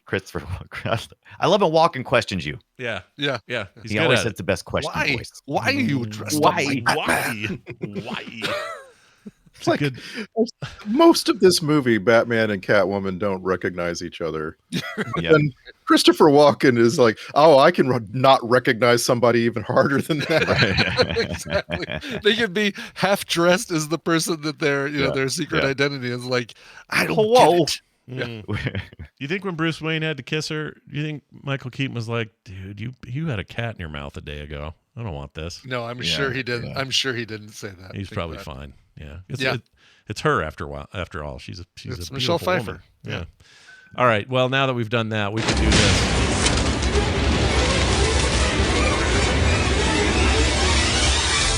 It's the Film Sack checklist. The Penguin 100% smells like fish and farts. Check. Yeah. Yep. Fishy farts. Yeah. Fishy Fish farts. and pooped pants. Yep. Yeah. Guaranteed. Grossest long underwear ever. Check. And finally, Danny DeVito saves this movie from falling apart. Check. I believe that. Without it, I do what too. I feel like if you change any little thing around the Penguin in this movie, it's a terrible idea. Yeah, I think you're right. Star Trek connections. Got to be some. Well, yeah. Okay. What do you Yeah, got? so we've got 7 little ones and 1 big one. So I'll just list the 7 actors. They all had very minor roles in various Star Trek things. That's Anna Katerina, Anthony DeLongis, Biff Yeager, Branscombe Richmond, Diane Salinger, Sean Wayland, and as we mentioned, Vincent Schiavelli. Vincent Schiavelli, again, minor role in some Star Trek things. But then we have Doug Jones. And Doug Jones is Saru. You know, Saru, who can... Of course. Saru can sense the coming of death. Saru is the idealist. He's also my favorite new Star Trek thing in 20 years. I love him. Yes. Yeah. Yes. If you've never watched Discovery, please watch it for Doug Jones. It's worth it for his character, for real. That's how good he is. So good. Actually, you should watch it for Anthony Rapp and Wilson Cruz and Mary Wiseman, but also Doug Jones. He's so good. Yeah, they're all fine. They're all good, but they're all playing roles that you could see playing in Star Trek. This is like a unique new alien that you just don't get very often, and I really liked it. It's a deep character. It's not just, oh, look, I'm a new creature that has stuff glued to his face, but it's a really, really well done It took character. 12 hours to put on. That poor guy. Oh, man. Let's see. Anybody else? Him? Is that it? Yeah, that's all we got. All right. Fair enough. Okay. That gave me a moment to spit some green things out of my mouth. Let's move on. Thanks. What grossed you guys out Top the most? Switch. Yeah. Let's move on now to what now? So a soundtrack grade. I give it an SAA for same as always when these two collaborate. They just kind of make the same soundtrack, and it's fine. It's fine. It's fine. It was missing something, and I thought about it a lot. Like, what's missing here? Oh, the first movie with the Prince. It just like, I have an expectation at some point that I'm going to get something like that, and you never do. Yeah. Well, Danny Elfman, and this time I got it right. He had a little more pull as well this time around, thanks to his good buddy, Tim Burton, and he said, I did not like how they did that stupid Prince crap in my movie. Oh, really? They didn't like it? He didn't care for it. Danny Elfman, yeah. Okay. Yeah. Well, he's only a lad. What are you going to do? What you gonna do? That's right. Oingo Boingo versus Prince. Oh man, look out! Oh, that's right. We didn't have any of that. Wait, when did Seal come along and do his Kiss from a Rose? Batman Forever? Was it Forever? That sounds about right. Okay. So the next one that we're gonna watch. I guess the next one. Oh yeah. Didn't we? Because the last one was Batman and Robin. We didn't even talk about that great Susie and the Banshees song. I thought it was pretty good. Yeah. I thought we saw the one with him. Wait a minute. What am I thinking? Forever? Yeah. We saw the Kilmer. Did we watch the Kilmer one? I guess we haven't. I thought we guess did. Not. Yeah. I was sure we did. I did just look it up, and it is the next one, Batman Forever, that has Kiss from a Rose, and it has the U2 song Hold Me Blah Blah Blah. There was something else though. Like there was like a Flaming Lips song or something in this next one. Really? We're gonna watch it. We're gonna sack it. Yeah, we need to see Forever. It's shit, but we'll see it. I think it's shit. I don't know. Maybe I'll be surprised. I don't know. Let's move on then to the social post. This is where you guys in 280 characters or less, you sum up the film, really. And let's start with Randy. Batman Returns. A villain that makes no real sense. A love interest who's very dense. There's no reason to play along. These people's every move is wrong. You know, just kill the baby, you know. You don't throw it out in the snow. Does this movie have some dark curse? There's no way the next one is worse. Oh man. Oh, you're about to be surprised. Yeah. I like that rhyme though. Might be some. You might have to go back for some edits. We'll see. That rhyme was worth it though. That was a strong rhyme, strong end. For sure. Yeah. Let's let's go over to Dunaway. I don't know what I was trying to say. Let's read Dunaway. Yeah. Batman Returns. Like a bat, a cat, and a penguin love sandwich. Who brought the sardines? Penguin. Yeah. Hashtag Pee Wee Penguin Love Child. Yeah. Yeah. Ooh, gross. Don't think about it too hard. Finally, Brian Ibbett. Batman Returns, a movie about a loner with daddy issues in a love-hate relationship with a crazy cat lady that go and beat up a person experiencing homelessness. Hashtag meow. Meow. Meow. Can I just want to go back to the very first note I wrote and that I just mentioned, because you just killed the baby. I'm sorry. It sucks. You are rich people who have a monster in a cage. You just kill it. You don't give it any chance to suffer any longer.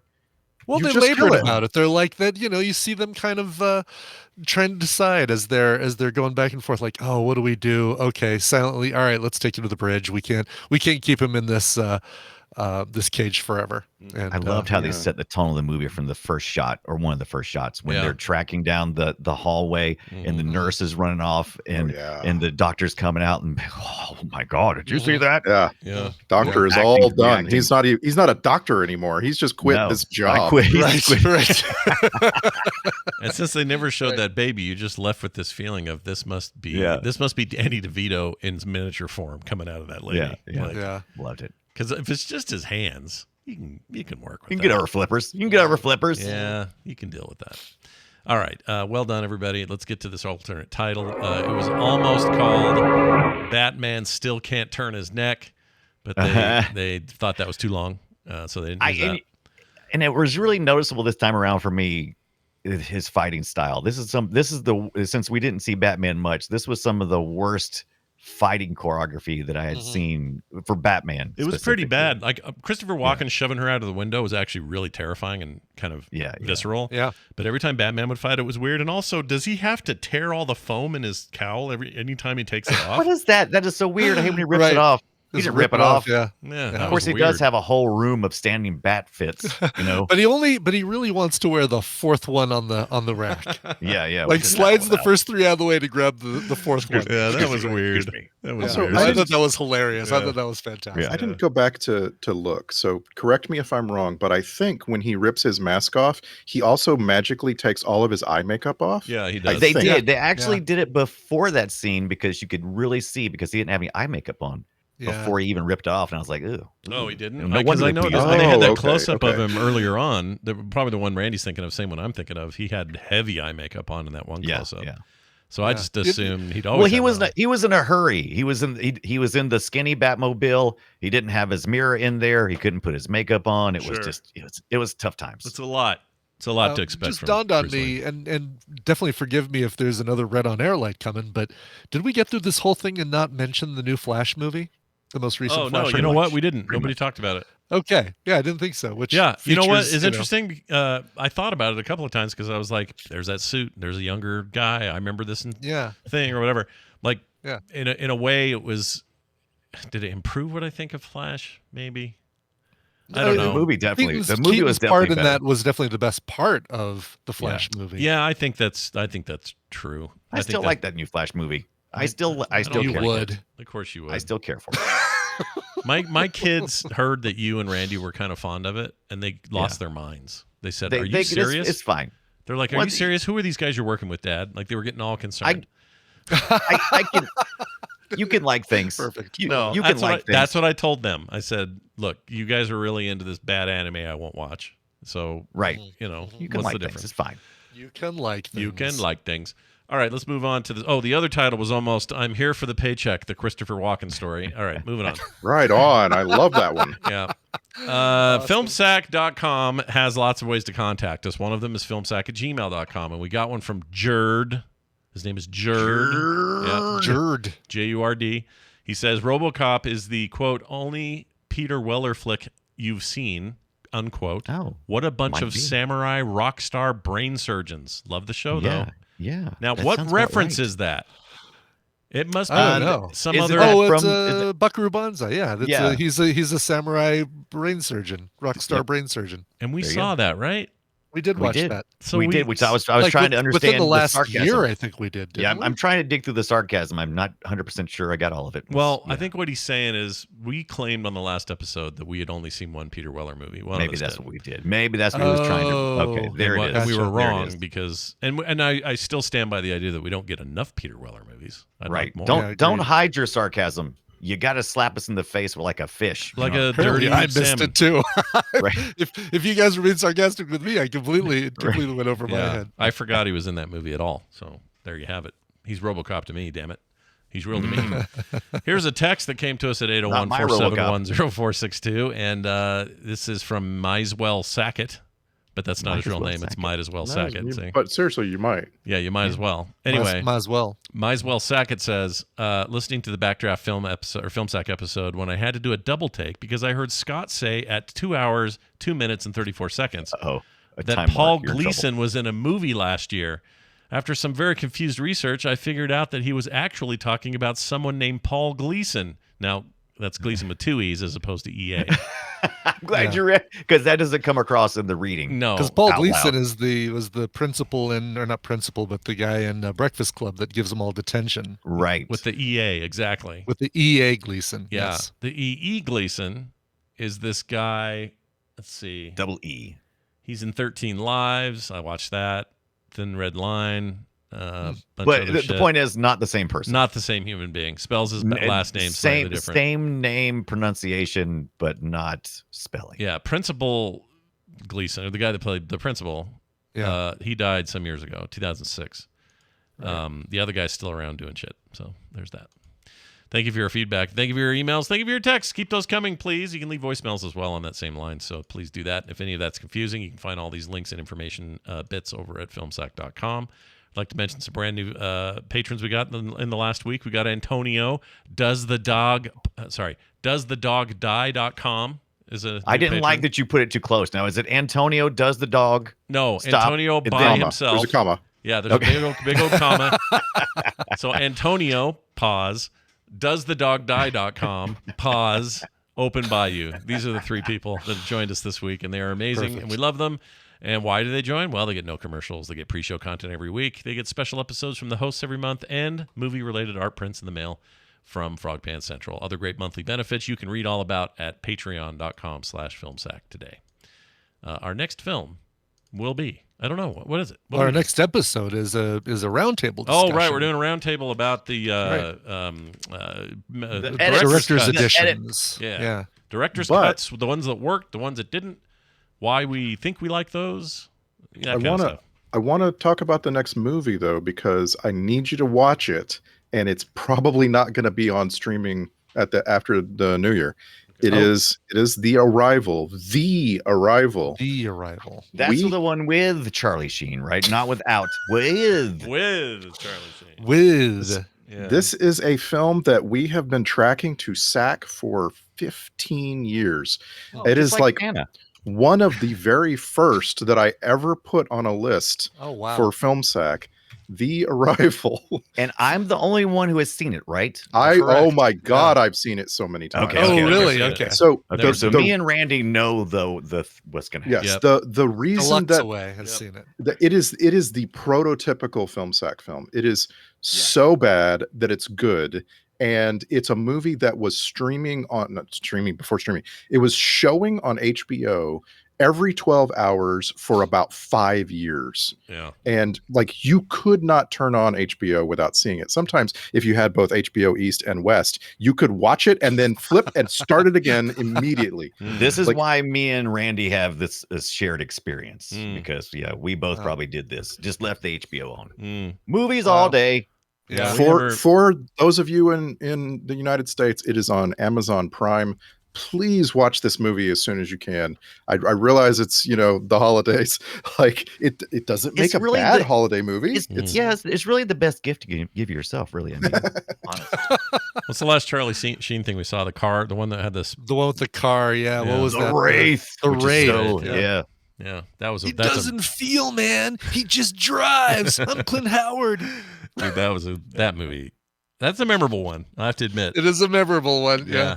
Like that's not one I'm going to get confused about later and say we didn't see. I can't think of any. I don't know if we've seen any other Sheen films, have we? I don't. What think am I so. forgetting? Something obvious? I'll let you know when we sack The Arrival. Yeah. Okay. It's seriously, it is such a fascinating look into this very specific 90s schlock. Yeah. Please watch it. All right. And that's going to be the last episode of the year, The Arrival. Yes, that's right. We'll arrive at the end of the year with The Arrival. and Wow. that'll be Wow. great. The director's cut Yeah. episode next week, so watch for that. It'll be our roundtable based on suggestions from you guys, but also I think we've been batting that around for a while as well. Yeah. So we're finally Yeah. going to do it.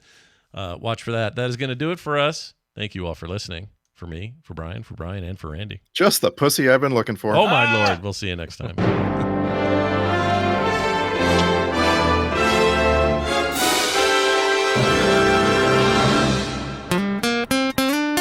Get more at frogpants.com. I'm just a poor schmo. Yeah, you are. You poor schmo. I'm just a poor schmo. He's a rich schmo by now. Yeah.